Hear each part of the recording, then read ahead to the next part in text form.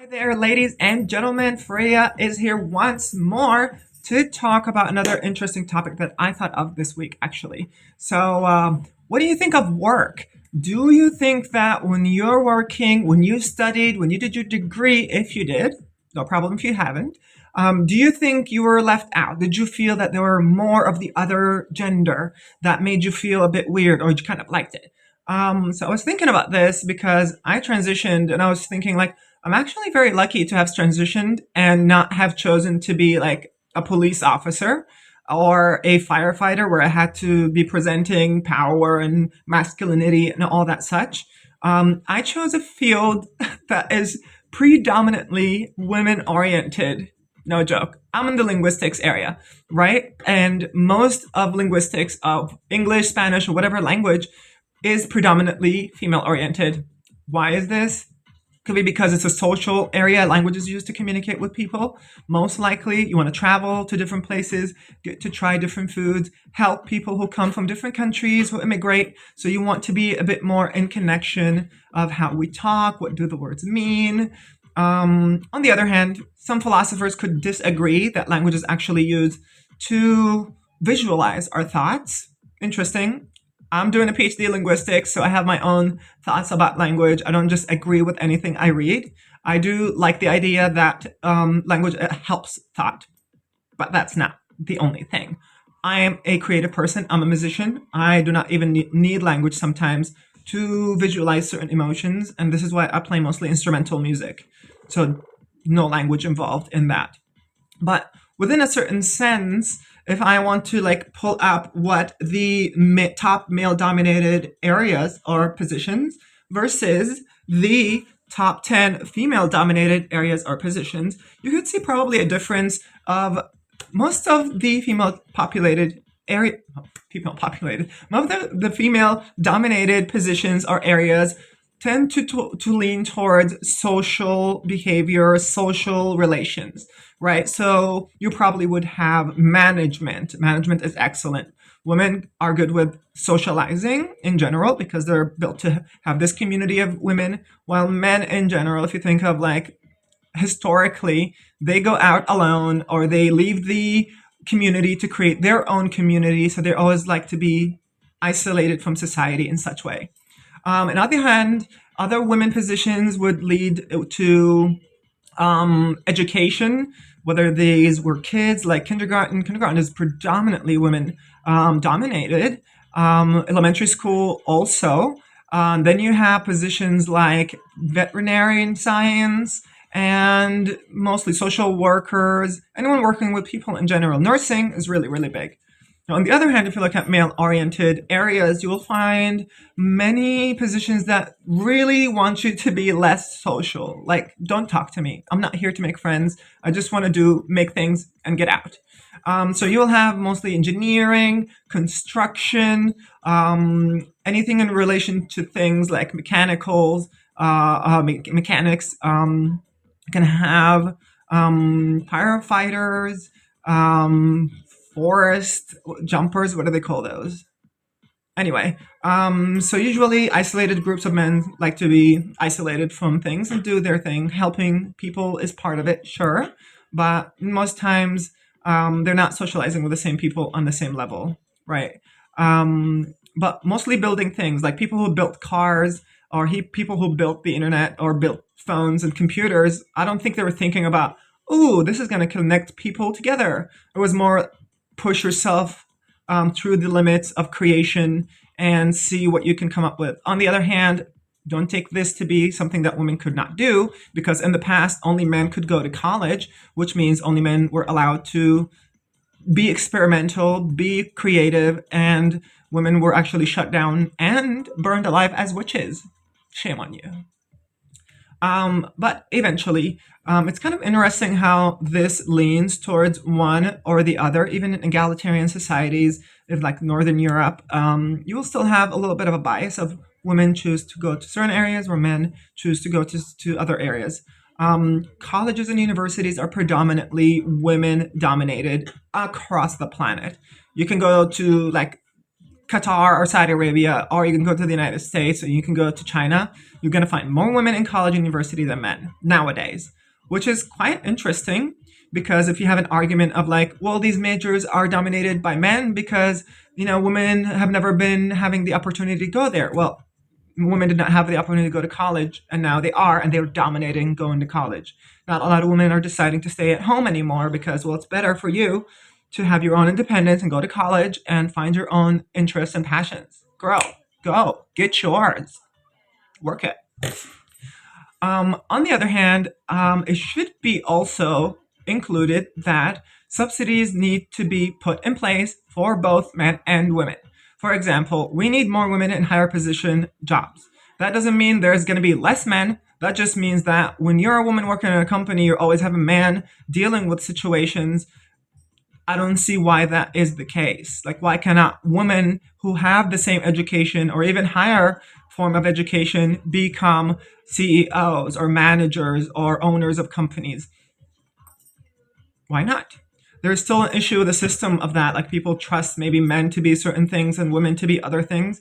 If you take this coin on the other side, you could also lead to, well, there are less men who are kindergarten teachers or who are nurses or who are such and such. And we still want to also push men to go to these areas without a prejudice, without judgment. And we want to maybe pay them a little bit more to invite them to go to those fields, even though money is not really the essence of those positions. And this is kind of a difference of men and women. Women choose things that will benefit the population, the whole, the group, and being less self-centric in that sense. Sorry, men. But in general, men will choose things that would be making more money. Do you think engineering in all its branches would be so popular if the pay of engineering was like $1,000 or $1,200 per month? Probably not. But women still would choose areas if they're getting paid more because they know it's for different reasons, for different causes. That doesn't mean that there are not men who choose that. There doesn't mean that there are not women who are willing to fight for more money and income and to benefit themselves and be more self-centric.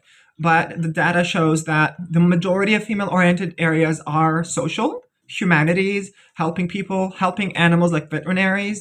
And then the majority of male-dominated areas work with things like making a tool, working with a computer, creating a chip, making cars, mechanics, construction of buildings, forest things, whatever. So we need to push for both sides because I think there's an issue now with elementary school kids, usually young boys, having a lot of issues with the environment because it's highly female dominated, because the teachers are usually female, and then they're decorating the classes in a certain way, and then the boys are having this not interest of being there because they go to an areas like, I don't feel like this is home. I feel like I'm visiting here. I just want to get out and go hang out with other boys and do boys things.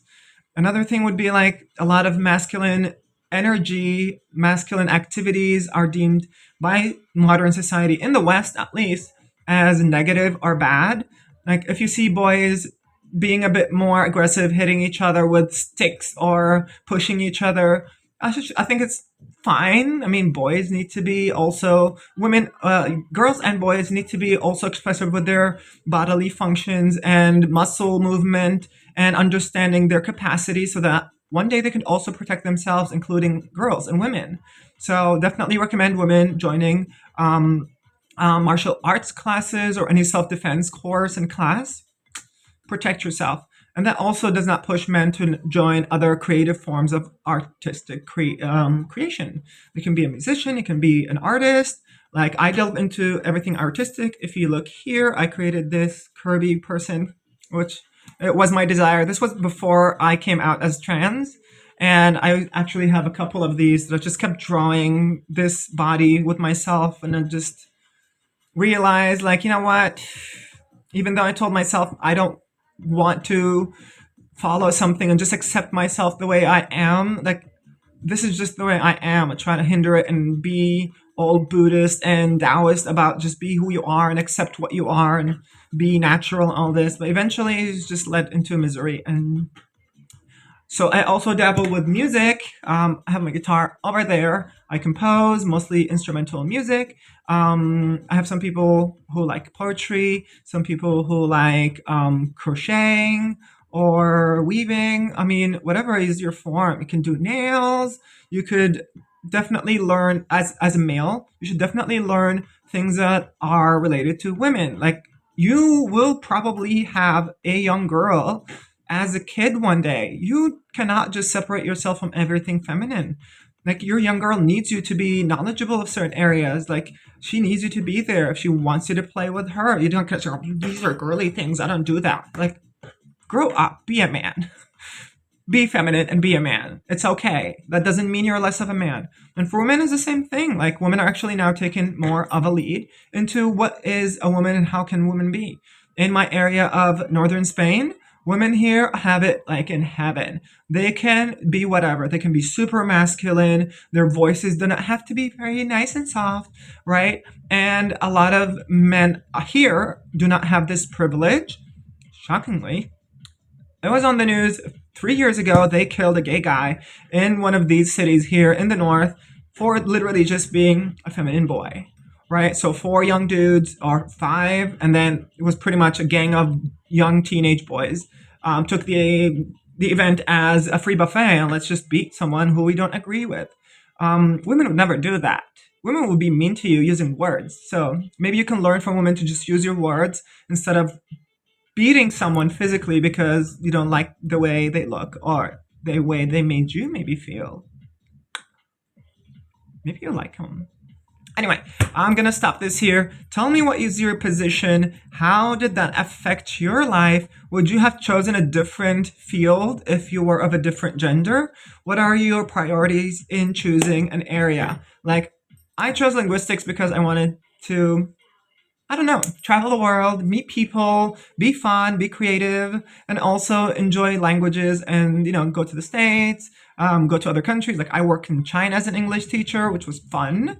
I live in Spain now and I work online with English as well. So it's really, really an interesting tool because I'm usually meeting lots of people. And even though I'm not very social as a person, it leads me to this social circle of very fun vibe.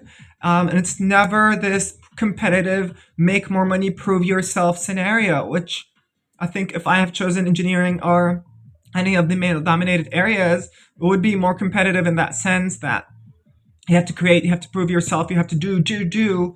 And I do not really like that. So I'm very lucky. I don't know if I'm lucky because I chose it myself subconsciously. And here I am coming out as a trans woman, and everyone around me are women, literally, except maybe one or two boys, boys, we'll call them boys.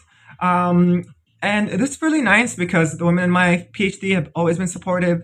My supervisors, both of them are women, and they've been very, very supportive. And I have some other people who are PhD candidates who are definitely been there, been helping and taking this in a different way, which could be very promising for academia. I might really leave academia. I don't know. It feels a bit weird.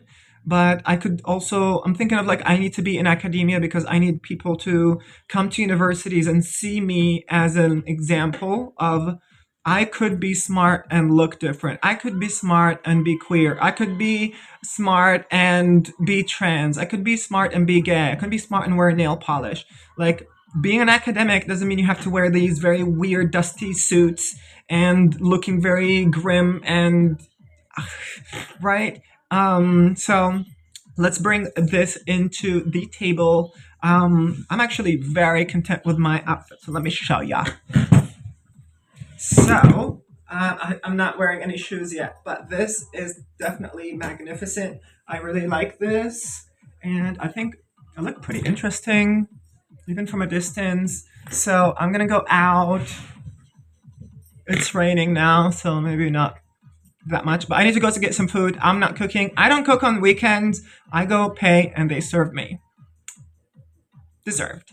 Okay, gotta go.